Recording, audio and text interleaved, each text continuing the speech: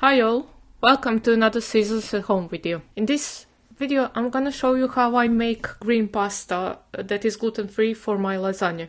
Unfortunately, I didn't take the correct frozen spinach, so I had to quickly jump into the store and purchase the baby spinach.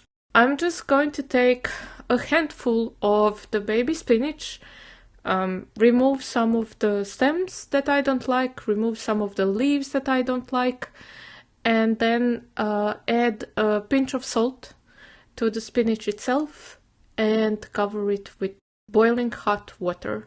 I have to be honest, I should have used a bit more spinach in this case, but the problem when you're using like fresh spinach is because you don't actually see the correct quantities of it when it's cooked, and that's the biggest issue that I had with this recipe. So my pasta is looking green but is much less green than I would like it to be. However, it is still delicious. So when I cover my baby spinach with the water, I'm just going to leave it on the side and let it rest for a while until I put in my amount of flour into my bowl.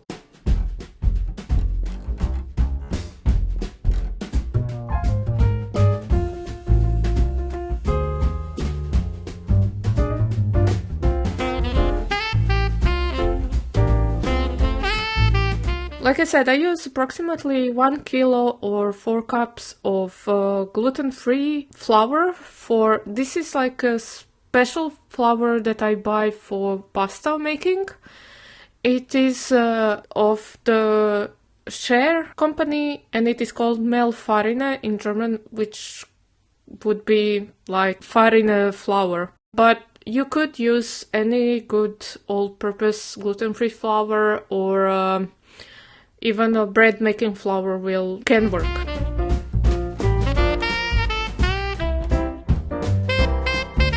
Now I'm going to add the flour into a bowl, then make a well in the center, and into this well I'm going to add 3 eggs. My eggs are more medium than large, so at the end I had to use 5 eggs. But still, I'm going to start first with the 3 eggs, and then the 4th one I will put into the blender together with my spinach that has been wilted, and then create spinach puree or spinach sauce. And I'm going to add it to the bowl after I mix my eggs, and then I'm going to mix it into the flour.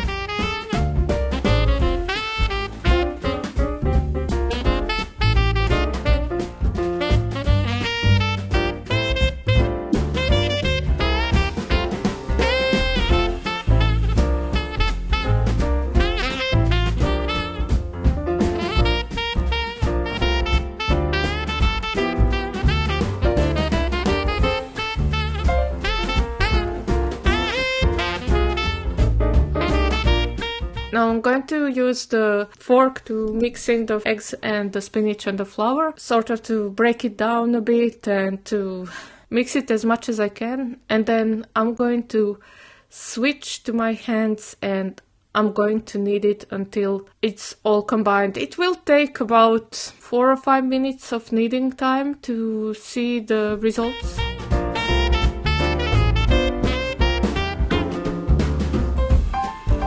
Okay, so after some time has passed, I think about 4 minutes, I get to the consistency of a really, really wet sand. Now, if your dough doesn't combine and completely stays the same at the same consistency for a couple of minutes, it means that you need to add more moisture. Now, I chose to first add 1 more egg and mix all of that in. And then when I have determined that I still need a little bit more liquid, after it still wasn't combining, there was still some loose flour and wet sand dough, I added a tablespoon of water. I would have liked if I've had, like I said, I should have had a bit more of the spinach, but that's always a problem when you're working with the fresh spinach to determine what amount of spinach you need to use. Now that I have added the egg and a little bit of water, I'm going to turn my dough out onto the countertops, and I'm just going to knead it for a couple of minutes maybe. I'm not sure how long it took, but just so that it makes one big ball of dough.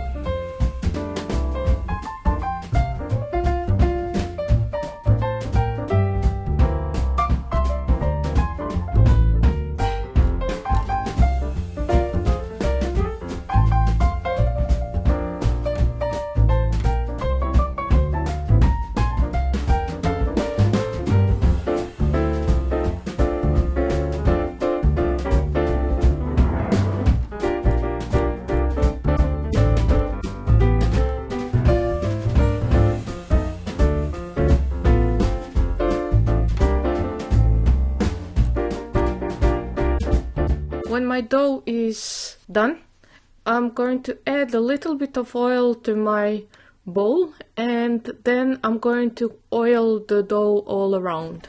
I do this because I don't have a cling foil in my house. I don't use it.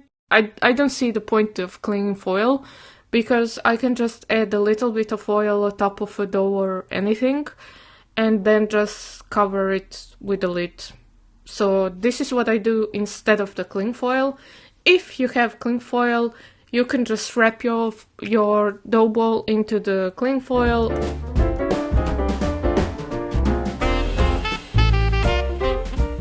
After some 20-ish minutes, I've cleaned up and I've taken my mom's old pasta machine out of the closet.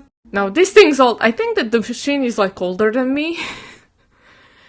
And what I'm doing now is just kneading the dough a little bit so that the oil is removed from the surface, is incorporated with the dough. But if you had it in the cling foil, you would still knead it just a bit so that it becomes a bit more elastic. And then I will just shape it into a big log.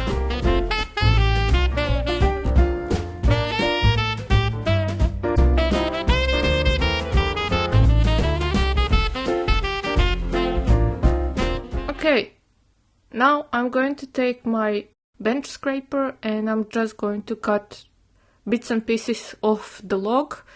They're approximately half an inch or 1 centimeter thick. And then I'm going to just press it down with my fingers. There really isn't any need to use any rolling pin or something like that. I'm going to flour it lightly. And then I have set up my machine on the, well, on my machine, 1 means that it's like the thickest, the dough, and 9 is like the last level, so when the dough is the thinnest. So I put it on 1, and then I'm just going to thread it through the machine a couple of times until it will sort of like have the same thing like kneading a dough. At one point after threading the dough through your machine, it will become very like stretchy. And it will feel nice in your hands. I don't know how else to describe the feeling, but it's just every time that I work with the pasta machine, this is how I work with it. So I always thread my dough a couple of times through the first level, and then if necessary a couple of times through the second level. And also what this allows you is to make sure that your edges are nice and straight, but honestly, straight edges are not really necessary. So I do a couple of threads on the lowest level, then I switch to 2 or 3, depending. I'm not that, sticky about what is my second level, and then my last level is 5, which you could say that it's pretty thick, but during the years we have tried even like a thinner consistency of the pasta, and this is the thickness that we like, number 5, not 6 but 5. After a while, Grumpy joined me and we did it all very fast.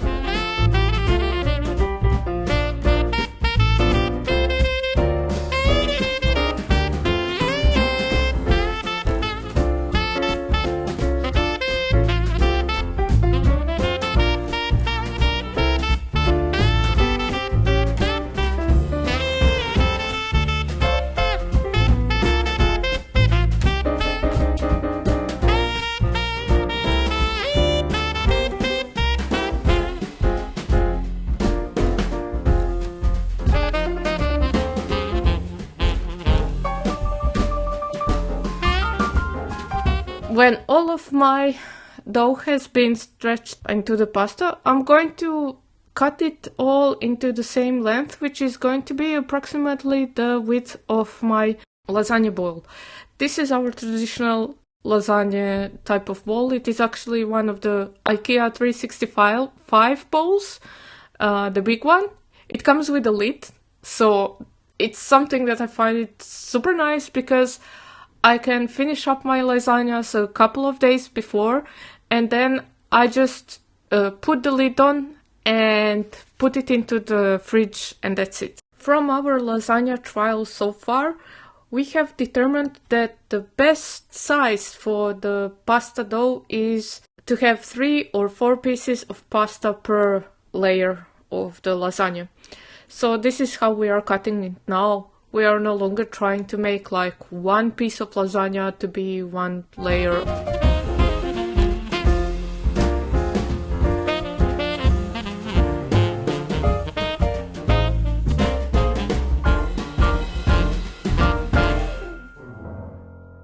After I cut all of the pasta, I was finally done with it, and I left it on the tray to dry up a bit while I work on my bechamel. That's it for now. See you in the bechamel video. Take care. Bye bye. Happy holidays.